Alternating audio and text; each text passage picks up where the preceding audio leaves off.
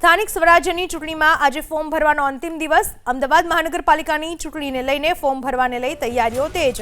ભાજપ ઉમેદવારો નિષ્ણાંતો પાસે ફોર્મ કરાવી રહ્યા છે વેરીફાઈ। વિવિધ વોર્ડ પ્રમાણે નિશ્ચિત સ્થળ ઉપર ઉમેદવારોના ફોર્મની થઈ રહી છે તપાસ। આજે અંતિમ દિવસ હોવાથી કોઈ ક્ષતિ ન રહી જાય તેનું રખાઈ રહ્યું છે ખાસ ધ્યાન।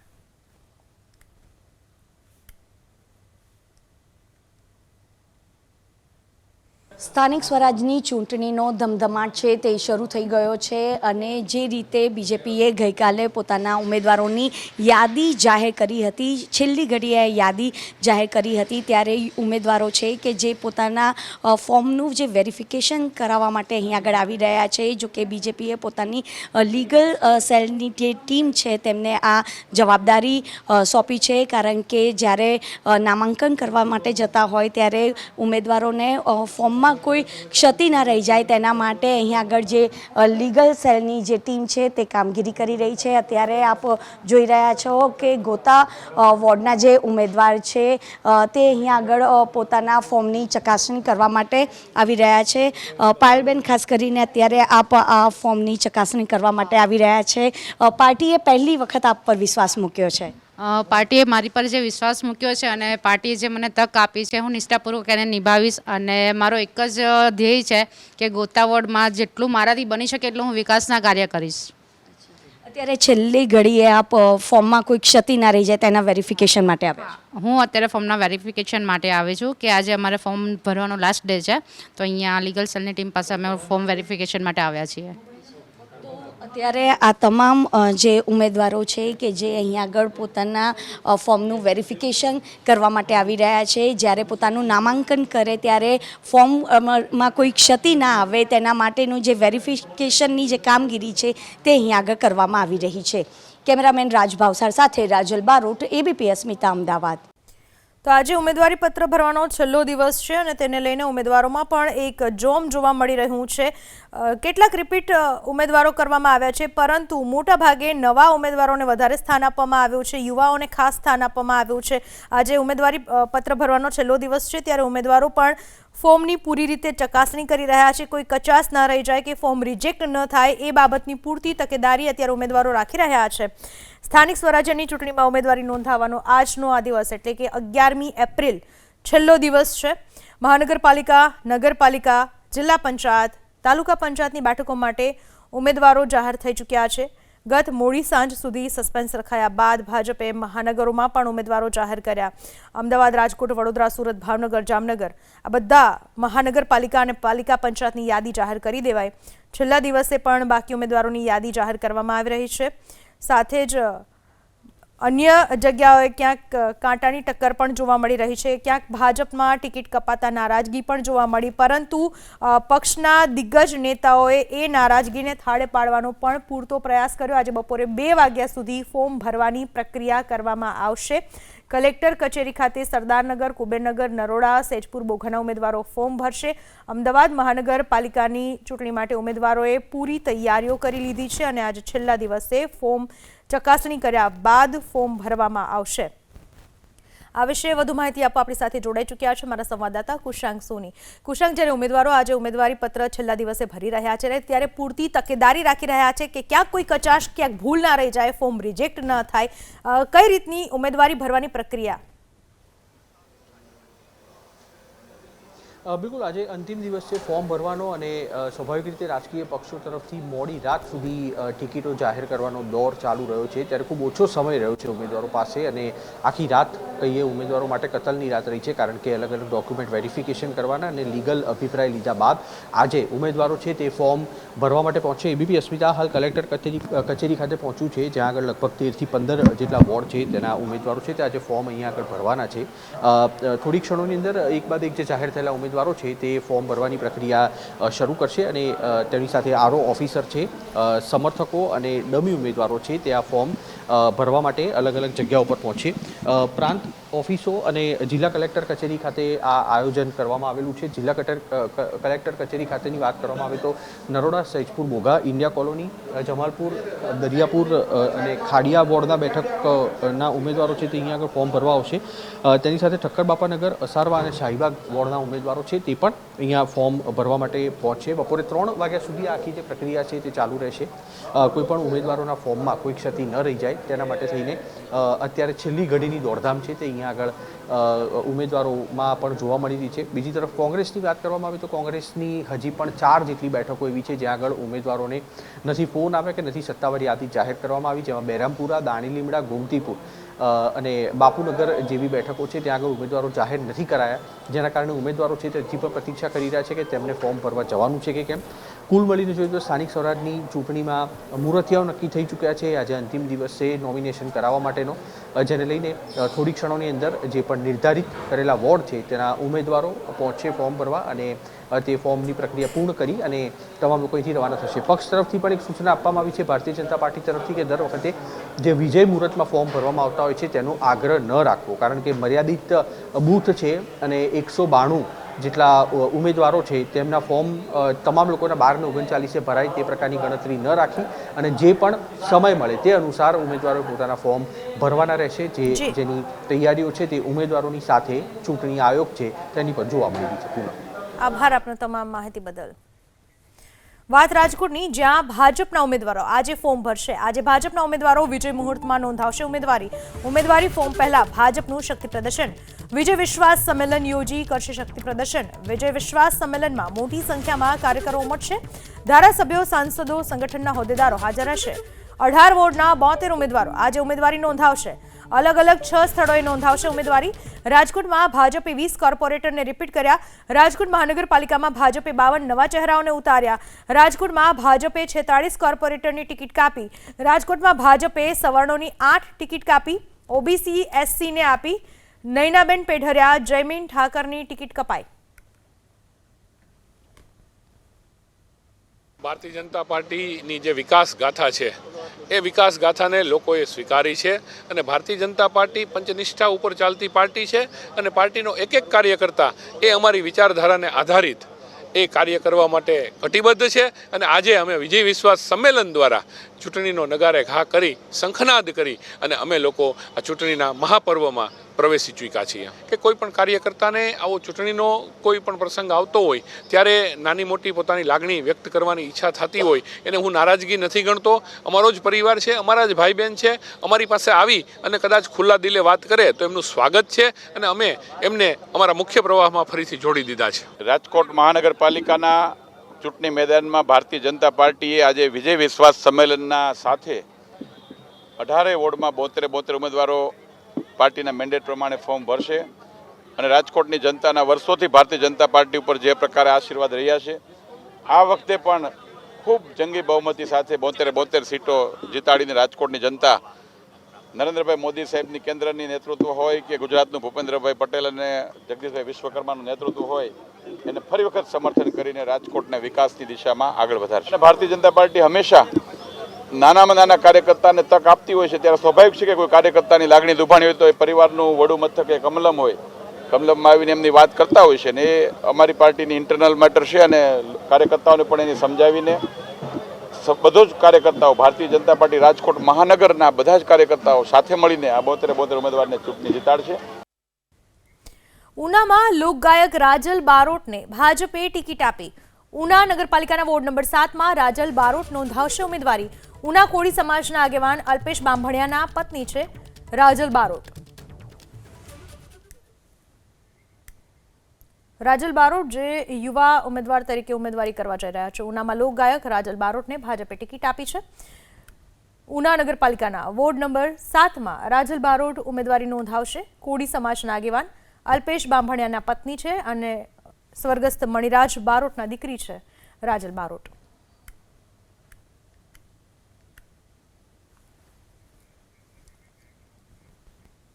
વડોદરામાં કોંગ્રેસે બાકીના 58 ઉમેદવારો જાહેર કર્યા. પૂર્વ વિપક્ષી નેતા અમીરાવત પુષ્પા વાઘેલા રિપીટ થયા.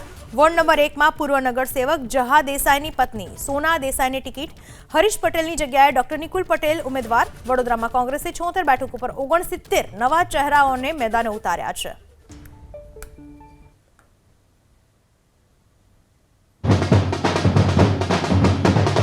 કોંગ્રેસ દ્વારા વડોદરા વોર્ડ 1ની અંદર અમીરાવતને ટિકિટ આપવામાં આવી છે. સાથે ડૉક્ટર નિકુલ છે અને આપ જોઈ શકો છો અહીંયા તમામ તડામાર તૈયારીઓ ઉમેદવારો અહીંયા છે. અમીરાવત આપણી સાથે જોડાયા, તેમ સાથે વાત કરીશું. બેન, પાર્ટીએ ફરી એકવાર તમારી પર વિશ્વાસ મૂક્યો છે, બલકે એક અલગ મૂવમેન્ટ જોવા મળી રહી છે. પુરુષ સામાન્યમાં પણ તમને લડાવી રહ્યા છે, શું કહે છે? કોંગ્રેસ હંમેશાથી કોંગ્રેસ પક્ષે વિમેન એમ્પાવરમેન્ટનું કામ કર્યું છે. આઝાદી પહેલાંની વાત કરીએ તો ત્યારથી ફર્સ્ટ વખત વડોદરામાં કોઈને મહિલા વિપક્ષની નેતા તરીકે બી મને કોંગ્રેસ પાર્ટીએ એક ચેલેન્જિંગ જોબ આપેલો ને આ વખતે પુરુષ સમોવડી સીટમાં મને પાર્ટીએ મેન્ડેટ આપ્યું છે અને ઇલેક્શન લડવાની તક આપી છે. સૌપ્રથમ તો પાર્ટીની અમારા પ્રમુખ શ્રી અમિત ચાવડાની, પ્રભારી શ્રી રામકિશન ઓઝાજી, મુકુલ વાસનિકજી, બિમલભાઈ શાહ, ઋત્વિકભાઈ જોશી, તમામનો હું આભાર માનું છું કે મને આ ઓપોર્ચ્યુનિટી આપી છે અને ફરી વોર્ડ નંબર 1માં સેવા કરવાનો મોકો આપ્યો છે. આ એક ઓપોર્ચ્યુનિટી છે કે જે વર્ષોથી વડોદરા માટે મેં જે એઝ અ પ્લાનર એક ડેવલપમેન્ટ સેક્ટરમાં કામ કર્યું છે તેને વડોદરાવાસીઓ માટે એક સારી રીતે એ નોલેજને, એ એક્સપિરિયન્સને હું પાછું આપીને શહેરને કંઈક પાછું આપી શકું, મારા વોર્ડમાં કંઈક પાછું આપી શકું. પાર્ટીએ વિશ્વાસ રાખ્યો છે. 2 રિપીટ થયા છો તમે છો પુષ્પાબેન, સાથે અન્ય 2 નવા ચહેરા પણ છે. ચેલેન્જિંગ કહી શકાય? રિપીટ થશે ફરી એકવાર વોર્ડ 1માં કોંગ્રેસનો પંજો? વોર્ડ 1માં સતત તમે જોશો તો 2 ટર્મથી જાભાઈ ભરવાડ, પુષ્પાબેન વાઘેલા અને હું અહીંયા આ વોર્ડમાં રિપ્રેઝેન્ટ કરી રહ્યા છે અને લોકોએ 2 વખત અમારા પર આખી પેનલ પર વિશ્વાસ મૂક્યો છે. આ વખતે બી રિઝર્વેશનના લીધે જાભાઈના વાઈફને પાર્ટીએ મેન્ડેટ આપ્યો છે, પણ જૂની પેનલ જે આ વોર્ડમાં વર્ષોથી કામ કરી રહી છે એ આખી રિપીટ થઈ છે અને અમને ખ્યાલ જ છે કે અમારા વોર્ડના તમામ નાગરિકોનો અમને ખૂબ સાથ સહકાર છે અને ખૂબ એક્સાઇટેડ છે કે આખી પેનલ રિપીટ થઈ છે અને ફરીથી ખૂબ મોટા માર્જિનથી અમે 3 બહેનો આ વખતે જીતીને એક નવો ઇતિહાસ સર્જીશું. સવાલ એ પણ છે કે કોર્પોરેશનમાં ક્યાં સુધી પહોંચશો? કેમ કે જે રીતે સીટોની વાત કરીએ તો ક્રમશઃ ઘટતી ગઈ છે. ગઈ વખતે પણ 7 સીટે અટકી ગયા હતા. 76 બેઠકોમાં કેટલો આંક જોઈ રહ્યા છે? ડેફિનેટલી આ વખતે કોંગ્રેસ બોર્ડ બનાવશે એવું મારું માનવું છે, કારણ કે જે રીતના ઇવેલ્યુએશન કરીને ટિકિટ્સ આપી છે, જે રીતના વડોદરા શહેરમાં પાછલા 35 વર્ષના ભારતીય જનતા પાર્ટીના ભ્રષ્ટાચારીને કુશાસનનો આક્રોશ છે. વડોદરાના ઉપનામો પડી ગયા છે, ખડોદરા, મચ્છરનગરી જેવા. જે રીતના ભ્રષ્ટાચારી કાંડ જેમાંથી વડોદરાવાસીઓએ જીવ સુદ્ધા ગુમાવ્યા છે. પછી એ પૂરની વાત કરીએ કે હરની બોટ કાંડની વાત કરીએ કે ચાલતા ચાલતા લોકો બેનહોલમાં પડી જાય ને જીવ ગુમાવે. કાલની જ વાત છે, એસટી ડેપો પર છત પડી જાય ને માણસ જીવ ગુમાવે. આ બધો વસ્તુની પ્રજા સાક્ષી છે ને હવે પરિવર્તન પ્રજા ઈચ્છી રહી છે અને એમાં કોંગ્રેસે ખૂબ સારી રીતના પ્રજાની સાથે રહીને કામ કર્યા છે.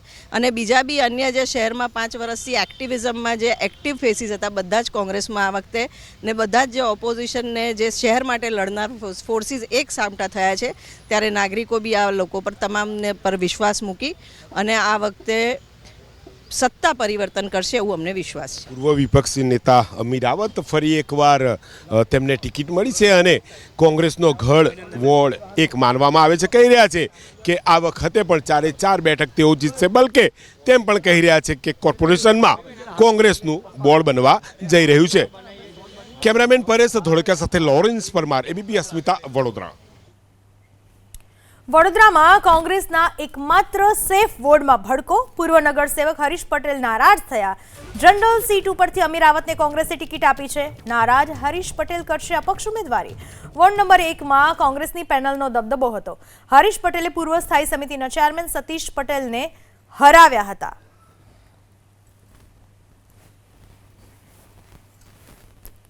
જનરલ સીટ ઉપર અમીરાવતને કોંગ્રેસે ટિકિટ આપતા નારાજગી જોવા મળી રહી છે.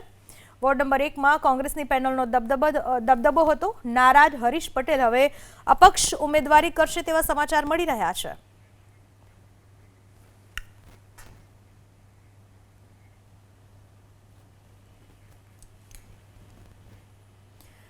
ભાજપે વિધાનસભા ચૂંટણી હારેલા છત્રસિંહ ગુજારિયાને મેદાને ઉતાર્યા. સુરેન્દ્રનગરમાં કોંગ્રેસમાંથી ભાજપમાં આવેલા છત્રસિંહને ટિકિટ આપવામાં આવી. ગત વિધાનસભા ચૂંટણીમાં છત્રસિંહ ગુજારિયા કોંગ્રેસમાં લડ્યા હતા. ધ્રાંગધ્રા બેઠક ઉપર પ્રકાશ વરમોરા સામે છત્રસિંહની હાર થઈ હતી. ભાજપે છત્રસિંહને જિલ્લા પંચાયત માલવણ સીટથી ટિકિટ આપી છે. ભાજપે વિધાનસભાની ચૂંટણી હારેલા છત્રસિંહ ગુજારિયાને મેદાને ઉતાર્યા છે. પણ નવાની વાત એ છે, મહત્વની વાત એ છે કે જ્યારે છત્રસિંહ ગુજારિયા વિધાનસભા ચૂંટણી લડ્યા હતા ત્યારે તેઓ કોંગ્રેસમાંથી લડ્યા હતા અને ત્યારે તેમની હાર થઈ હતી. બાદમાં તેઓ ભાજપમાં જોડાયા અને ભાજપે હવે છત્રસિંહને જિલ્લા પંચાયત માલવણ સીટ ઉપરથી ટિકિટ આપી છે. સુરત મહાનગરપાલિકાની આગામી ચૂંટણી માટે ભારતીય જનતા પાર્ટી 120 ઉમેદવારોની સત્તાવાર યાદી જાહેર કરી. યાદીમાં અનેક દિગ્ગજ અને નવા ચહેરાઓને સ્થાન મળ્યું. પાટીદાર અગ્રણી અલ્પેશ કથિરિયાની પત્ની કાવ્યા પટેલને વોર્ડ નંબર 3 માંથી ટિકિટ આપી ભાજપે મોટું રાજકીય સમીકરણ આપ્યું. પૂર્વ મેયર દક્ષેશ માવાણી ઉપર ફરી એકવાર વિશ્વાસ મૂકી એમને પણ ઉમેદવાર તરીકે મેદાનમાં ઉતારવામાં આવ્યા. ભાજપે કુલ 93 માંથી 58 સિટિંગ કોર્પોરેટરની ટિકિટ કાપી, જ્યારે 35 કોર્પોરેટરને જ રિપીટ કર્યા. આ વખતે ભાજપે સૌથી વધુ નવા ચહેરાઓને સ્થાન આપ્યું. જોકે આમ આદમી પાર્ટીમાંથી ભાજપમાં આવેલા એક પણ નેતાને ભાજપે ટિકિટ નથી આપી. આ ઉપરાંત ગત ચૂંટણીમાં આમ આદમી પાર્ટી સામે હારેલા 27 માંથી માત્ર જયશ્રી વોરાને જ ટિકિટ આપવામાં આવી છે.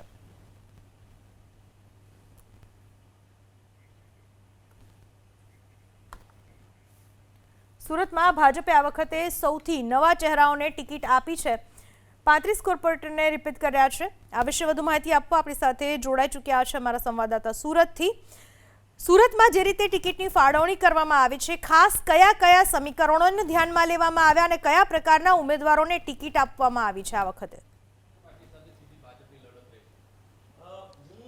જી બિલકુલ, ભાજપ મોવડી મંડળે જે પ્રમાણે નામો જાહેર કરવામાં આવ્યા છે ત્યારે જે તે વિસ્તારમાં પોતાની કદ્દાવર છાપ ધરાવતા જે નેતાઓ છે તેમને સૌથી પહેલાં જે રીતે જે ચિહ્નિત કરવામાં આવ્યા હતા અને હવે સુરતના અલગ અલગ વિસ્તારમાં ખાસ કરીને કહી શકાય કે મેયર દક્ષેશ માવાણી છે આપણી સાથે મોજૂદ છે. તેઓ અત્યારે હાલ પૂજા અર્ચના કરી રહ્યા છે.